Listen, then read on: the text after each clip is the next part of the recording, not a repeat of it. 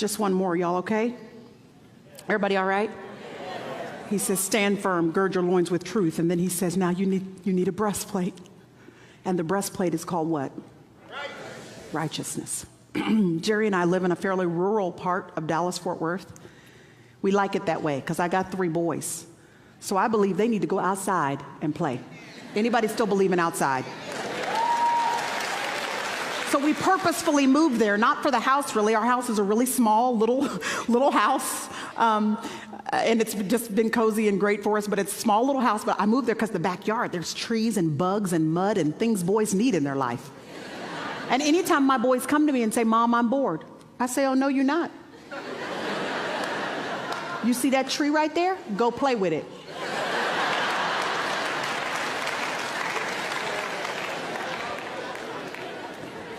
So one of the things we love is our neighbor across the street. She's one of my closest friends. She has a pond. So she would let us take the 2 fishing poles I bought on sale at the local Super Walmart.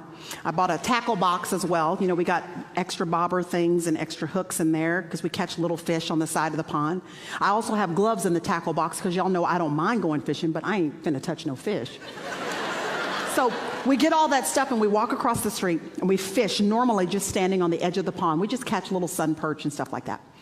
But my neighbors bought a little metal, old, rusted rowboat off of Craigslist. So it sits there turned upside down on the bank of the shore, or the shore of the pond. And so every now and then I'm feeling adventurous. And I'll say, guys, let's not just fish from right here. Let's take the boat out into the middle a little bit. It's a huge pond, maybe 5 acres or so in the front of their property. So you can row a little boat out toward the middle and fish out from there. So sometimes I'm feeling adventurous and I want to do that. But every time I'm feeling that, I actually have to think twice. Because in order to get in this boat, that means I have to turn this sucker over. And I know that because the environment that has been created under this upside down boat was moist and cool and damp and shaded, that inevitably when I turn it over, something's going to hop out from underneath it, something's going to waddle out from underneath it, or worst of all, Lord help me, something's going to... So I always brace myself. I stand way back at the very edge while I let the boys get the sides so that we can turn the boat over, and inevitably something comes out. It has always been interesting to me that never once have I had to write an invitation and send it into the brush nearby and say, critters, you are welcome to join us. We'll be here at 1 o'clock today. If any of you would like to come, please feel free to make yourself at home. Never had to do it. I've never had to stand on the shore and call out and say, hey, we're here, come on. Never once have I had to invite them. The environment created by the upside down boat was invitation enough. Righteousness is right side up living that invites the Son of God's favor and his blessing on our lives. Unrighteousness is upside down behavior that creates an environment that invites the enemy to come and make himself at home. To where you don't have to ask the enemy to come. You just choose not to live in alignment with the Word of God. And you have just created an environment that has invited him and encourages him to flourish in your life. Righteousness is not being perfect. It is just choosing as a lifestyle by the power of God's Spirit to live your life in alignment with the Word. Girding yourself in truth means to affirm God's standard for your life. But being righteous means aligning your behavior to the truth that you say you affirm. There are so many of us, y'all, that are saying we love Jesus and we love his Word, and then we go out of these doors and live and have attitudes that are completely incongruent with the truth of God.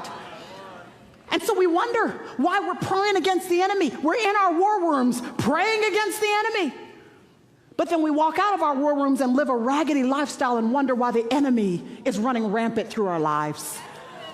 So if you're finding the fingerprints of the enemy in your marriage or in your own heart and mind, if you're seeing jealousy and division and divisiveness in your organizations or in your school, if you're finding that you can see the enemy's handiwork around you, ask myself, is my burnt boat turned upside down in any way that I need to realign my behavior with the truth of God so that I can invite his favor upon my life?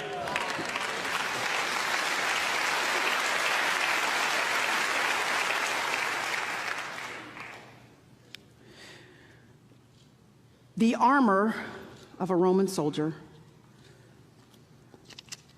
weighed about 70 pounds. Can you imagine trying to do battle, trying to move nimbly and quickly with 70 pounds of extra weight on you? Most of that weight was in the breastplate. Most of it was right there. Mostly because it needed to be. The heart is the most vital organ of our bodies, pumping life and vitality. It didn't matter how smart the soldier was. It didn't matter how many muscles he had, how much experience he had. If he didn't have a breastplate on, one blow to the heart would wipe him out. That's why more than anything, the enemy is tempting you toward unrighteousness, because he wants